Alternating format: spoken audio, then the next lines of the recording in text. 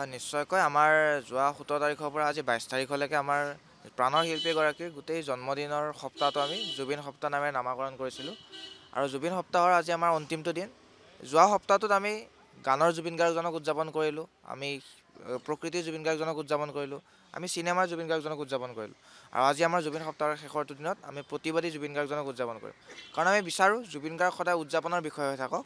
জুবিন গাৰ্গে যেনেকৈ জাতিটোৰ প্ৰতিটো সংকটত মাত দিছিল, প্ৰতিটো সংকটত প্ৰতিবাদ কৰিছিল, জুবিন গাৰ্গে যেতিয়া সদায় ন্যায়ৰ পক্ষত থিয় দিছিল, সেই ঠিক তেনেদৰে তেখেতৰ আদৰ্শৰে আমি আজি জুবিন গাৰ্গৰ ন্যায়ৰ বাবে আজি আমি অনশনত বহিছোঁ।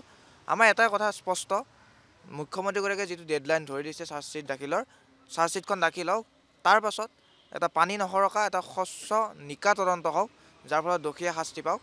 কাৰণ যদি কোনোবাই ভাবিছে যদি অসমীয়া জাতিয়ে ক্ষান্ত হৈছে, অসমীয়া জাতিয়ে বিভ্ৰান্ত হৈছে, আকৌ নতুন ইছ্যুৰ ফালে ডাইভাৰ্ট হৈছে, আমি কটনৰ পৰা আকৌ এটা চিঞৰ দিব বিচাৰিছোঁ আজি যে অসমীয়া জাতি বিভ্ৰান্ত হোৱা নাই।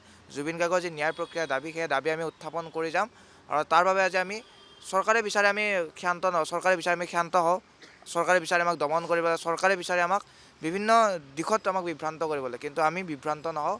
কটনৰ পৰা আকৌ এটা আজি চিঞৰ মাৰিব বিচাৰিছোঁ, অনশনৰ জৰিয়তে আমি আজি চিঞৰটো মাৰিম যে জুবিন গাৰ্গক ন্যায় দিব লাগিব। সেয়া কটনিয়ানৰ প্ৰথম দাবী, সেয়া জুবিন অনুৰাগীৰ প্ৰথম দাবী। যিকোনো খবৰৰ বাবে যোগাযোগ কৰক 7099017330 লগতে 7099017110 নম্বৰত।